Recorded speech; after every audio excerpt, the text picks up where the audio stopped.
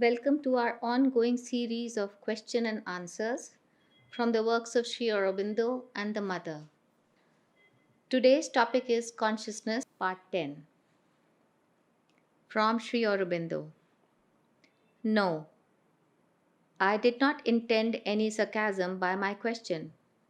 You had written that by rising a little above the ordinary consciousness, one was free from difficulty, and that this was what one felt. I thought you meant that this was your own experience. So I put the question.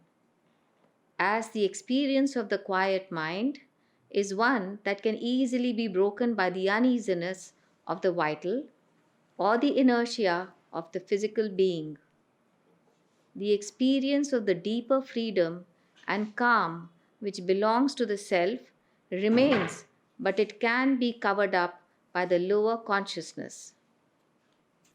One can remain in the higher consciousness and yet associate oneself with the change of the lower nature. No doubt, it is the mother's force that will do what is necessary, but the consent of the sadhak, the association of his will with her action, or at least of his witness vision, is necessary also.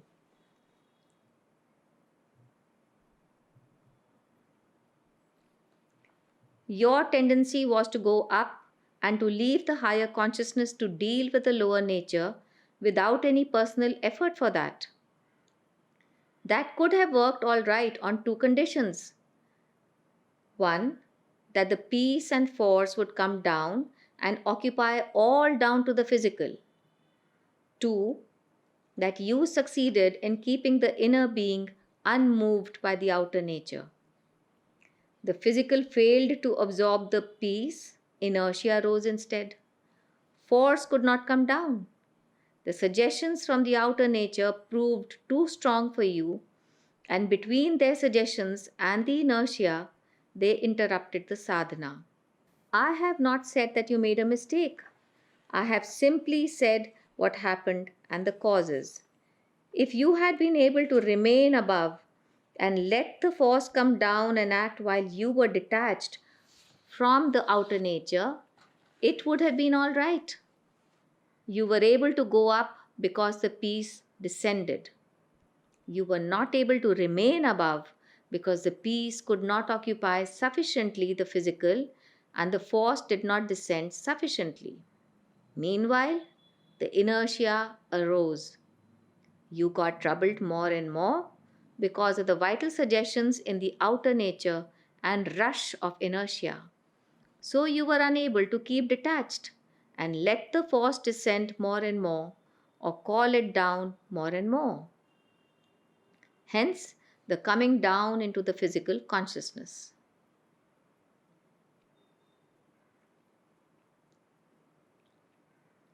That you should be able to keep your consciousness uplifted is already something. As for the opening, its coming and apparent closing is a normal experience. It needs several openings before the thing is settled by a permanent poise of the consciousness above and an increasing descent into the head and below. It is the pull from below that should get no indulgence. For that, though most do indulge in it, is a wrong, crabby way of doing it.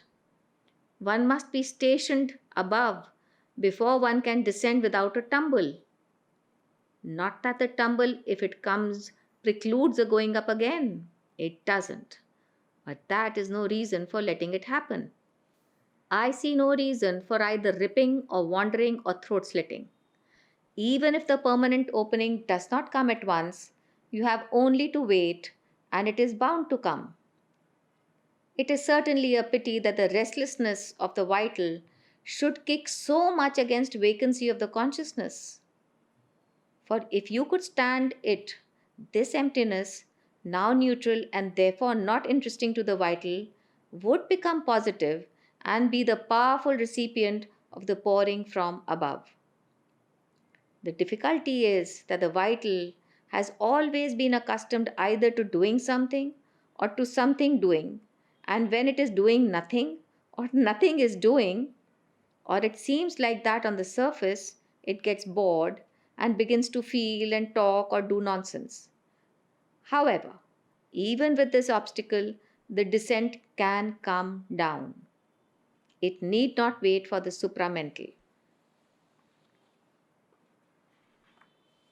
The force which you felt must evidently have been a rising of the Kundalini, ascending to join the force above and bring down the energy needed to ease the depression, and then again rising to enforce the connection between the above and the lower centers. The seeming expansion of the head is due to the joining of the mind with the consciousness of the self or divine above. That consciousness is wide and illimitable, and when one rises into it, the individual consciousness also breaks its limits and feels wide and illimitable. At such times, one often feels as if there were no head and no body, but all were a wide self and its consciousness. Or else, the head or the body is only a circumstance in that. The body or the physical mind is sometimes startled or alarmed at these experiences because they are abnormal to it. But there is no ground for alarm. These are usual experiences in the yoga.